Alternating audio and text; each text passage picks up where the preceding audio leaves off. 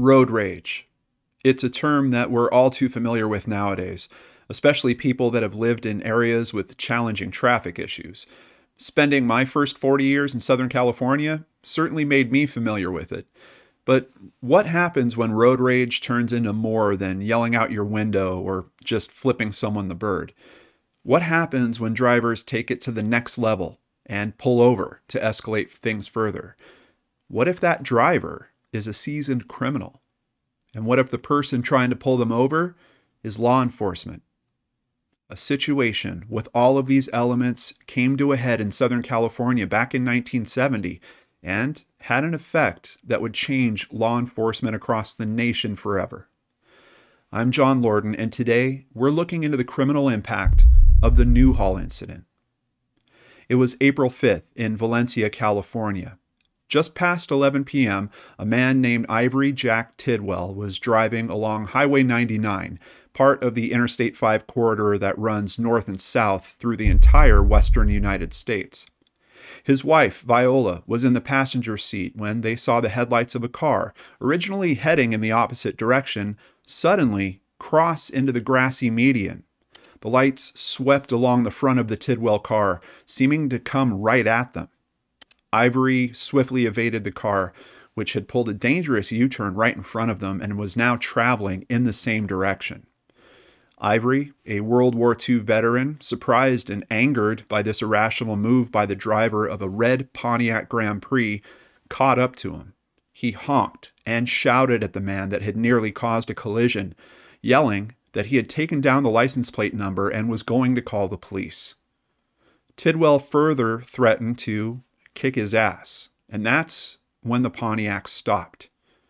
Ivory stopped also, pulling his car up next to the other, and the argument continued until the other driver pulled out a revolver.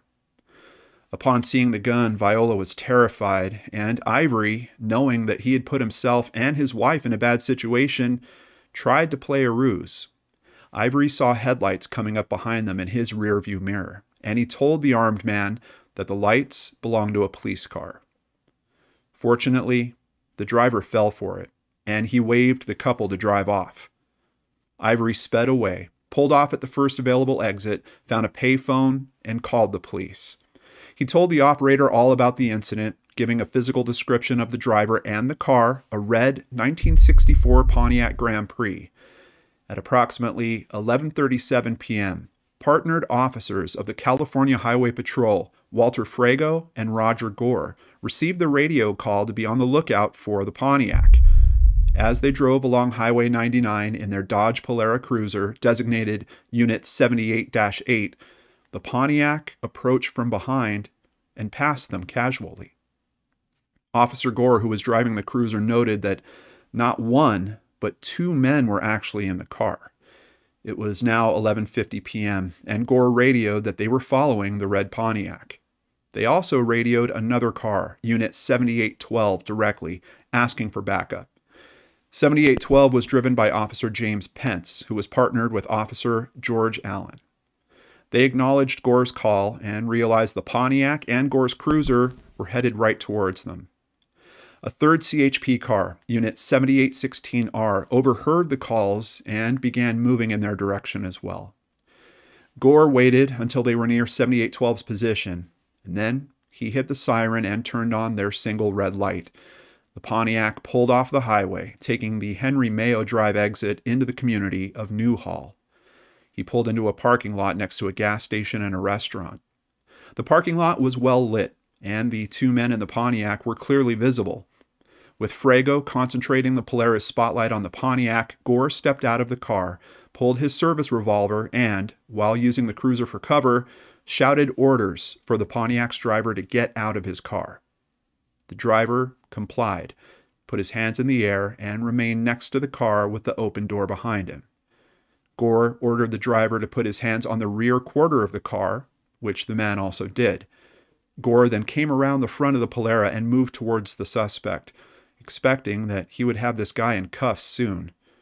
Officer Frago, armed with a pump-action shotgun, stepped forward to the passenger side of the Pontiac, but he made a fatal mistake of holding the weapon solely with his right arm, the barrel pointed up in the air.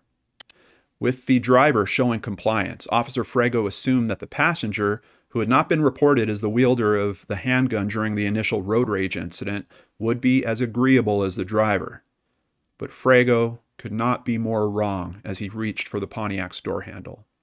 The two CHP officers were not dealing with average criminals. The two men in the Pontiac were repeat offenders, and they were in the middle of another crime spree. The gun-brandishing driver of the Grand Prix was a longtime criminal and former tenant of a collection of federal prisons, including Alcatraz. His name? John Wright Twining. His partner was Bobby Augusta Davis, a former fellow prison inmate. The two had become friends, and not being able to find work, had attempted to rob a few banks in Sacramento. The results of those robberies weren't too lucrative, so they were now meandering down to Los Angeles to continue their criminal adventures. Twining and Davis had seemingly agreed that these two police officers were not going to get in their way. In a blink, the passenger side door of the red Pontiac sprung open. Frago, seeing a weapon, shouted, "Hold it!" as two blasts tore through the air. Having been struck by 2 rounds from a .357 Magnum revolver, Frago fell to the ground dead. Gore, shocked and frozen by the unexpected action, turned to look for his partner. Davis then flew out of the car and engaged Gore, though his next 2 rounds were poorly aimed and they hit the Pontiac. Gore turned and fired back twice at the source of the incoming fire. However, he also missed. The Pontiac's driver, Twining, then took advantage of Officer Gore's shifted attention and pulled a revolver from his belt. He fired twice, striking Gore in the chest. Gore collapsed to the pavement. In a single horrific moment, mere heartbeats in time, 2 dedicated police officers were dead. At that moment, CHP Unit 7812 arrived, stopping alongside the first patrol car. Immediately, Twining and Davis opened fire as Officer Pence radioed that they were in a shootout. The 2 suspects, having emptied their guns shooting at the newly arriving police cruiser, bolted for the Pontiac, but not to flee. Davis emerged from the car freshly armed with a pump-action 12-gauge shotgun, its barrel and wooden stock sawed down. He took cover at the front of the Pontiac as Twining returned to the action, now armed with a Colt 1911. Davis fired a shot at the 2nd CHP unit, then Twining fired once, but the 1911 jammed. He tossed the weapon onto the front seat of the car as Officer Pence moved out of Unit 7812, stood behind the car door, and fired his .357 service revolver. His partner, Allen, grabbed their pump-action shotgun and exited the cruiser.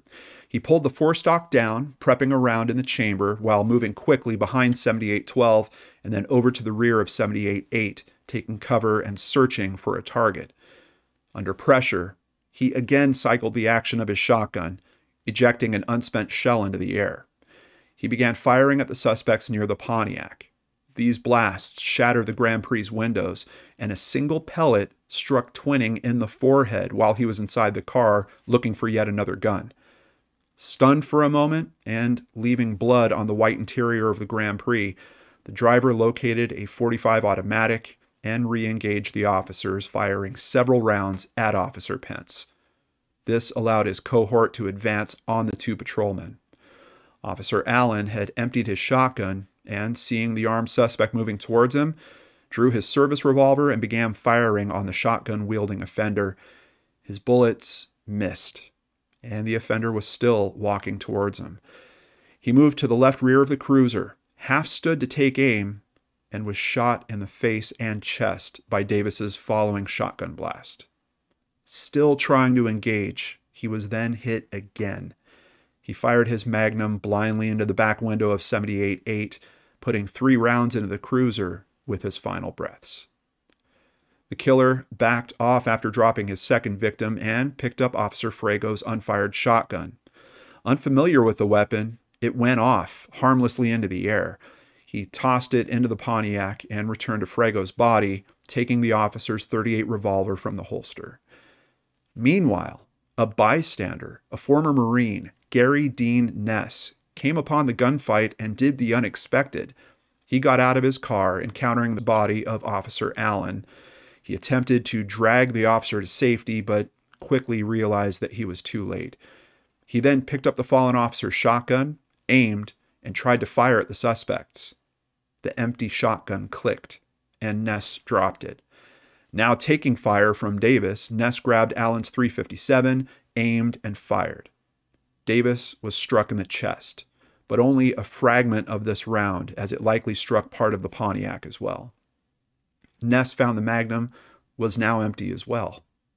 Officer Pence had emptied his revolver into the red Pontiac and had backed away from his Polaris car door, settling in between the rear quarter of the vehicle to reload. Twining moved to see the officer doing so and fired the .45, striking Pence twice in the chest and twice in the upper thigh area. Pence crumpled to the ground. Twining charged up alongside Unit 7812, and he put a finishing round into Officer Pence. Ness had no choice but to fall back himself at this point, sprinting off to the other side of the road where he hid in a ditch. He eventually heard an approaching police car and ran into the road to wave them down. This was Unit 7816R, containing CHP officers Richard Robinson and Ed Holmes. They stopped just behind the other two patrol cars and engaged Twinnings and Davis. Having had enough, both now wounded, the career criminals decided to flee. With Officer Frago's shotgun and Pence's .357 in the car, Twinning sped off in the shot-up Grand Prix. Now alone, the younger partner Davis went off the other direction. Davis had Frago's .38, and he discovered a truck with a camper top some distance away. He again got into a gunfight, this time with the camper's owner, Daniel Schwartz. He fired once into the truck, but received 3 back, passing through the camper's top rear door. Davis was slightly wounded in the exchange, but coaxed Schwartz outside when he threatened to set fire to the truck. Davis then assaulted Schwartz, striking the man about the head with his gun and stealing his vehicle. He was later pulled over by Los Angeles police, all out of ammunition and wounded, and Davis finally surrendered. Twinning abandoned the Grand Prix on a dead-end street, and he escaped on foot. He headed south along the highway, and then picked a random house up on a hill on a side street, and he tried to get into its garage. He accidentally alerted the dog, who began barking, and he was soon discovered by the homeowner, Glenn Hogue. Twinning forced the man back into his house and followed him inside. Betty Hogue, Glenn's wife, saw this all happening and had the wherewithal to rush to the phone and call police. She hung up the phone and found that her family was now in a terrible situation. Twinning was in the home, and he was in control. Minutes later, the dog began barking again, and Betty Hogue was instructed to go outside and quiet the dog. The timing of this was impeccable, as outside she found arriving police officers who secured her from the scene. Betty's 17-year-old son also took advantage of Twinning's diverted attention, and he escaped through a rear entrance. Glenn was kept hostage by Twinning, as the house was surrounded by more and more police. Glenn would eventually be released, with Twinning remaining inside the house, refusing to come out. Police decided it was time to rush the house, and Twinning wound up taking his own life with Officer Frago's shotgun. Thankfully, it was all over, but not without leaving a lasting impact. In less than 5 minutes, 4 CHP officers had been killed. They were outgunned, underprepared, and very likely undertrained. This horrific incident made giant waves in the law enforcement community throughout the United States. For the California Highway Patrol specifically, a new set of guidelines was created, written in a way that would never be forgotten and would also honor their fallen brothers. The guidelines are: never approach a high-risk stop until all occupants are out of the vehicle. Evaluate the offense for what it is, not what it appears to be. Wait for backup. Have a plan of action. Always maintain the advantage. Look for the unusual. Leave the scene if outnumbered or disadvantaged. The first letter of each sentence in those guidelines spelling out Newhall, the city where this senseless violence took place. Generations of officers would learn from that day. The responding officers went into the situation too quickly and without having the occupants of the Pontiac exit the vehicle before they approached. This alone would have saved both Frago and Gore and put Twinnings and Davis at a serious disadvantage. Pence and Allen also lunged into the firefight with practically no time to evaluate the situation and come up with their own plan of action. None of the officers had been given bulletproof vests. These 4 officers were young men in their 20s, not war veterans. They didn't expect or have experience with violence at this level. The Newhall incident has served to overhaul law enforcement's rules of engagement when dealing with calls regarding armed suspects. They are now better armed. They are armored, and they're trained to exhibit patience when entering into the unknown. Police cadets are trained in situational awareness to take time to observe and form a plan before putting themselves in greater danger. Police are also required to have backup units arrive before they move forward on traffic stops with non-compliant or armed suspects. The murders of these 4 officers might have highlighted the holes in the California Highway Patrol's training curriculum at that time, but those 4 lives lost in Newhall also helped save many that came after them, as that training was revised to include situational analysis and measured tactical response, rather than just having cadets placed on a shooting range and shown how to put a round into a paper target.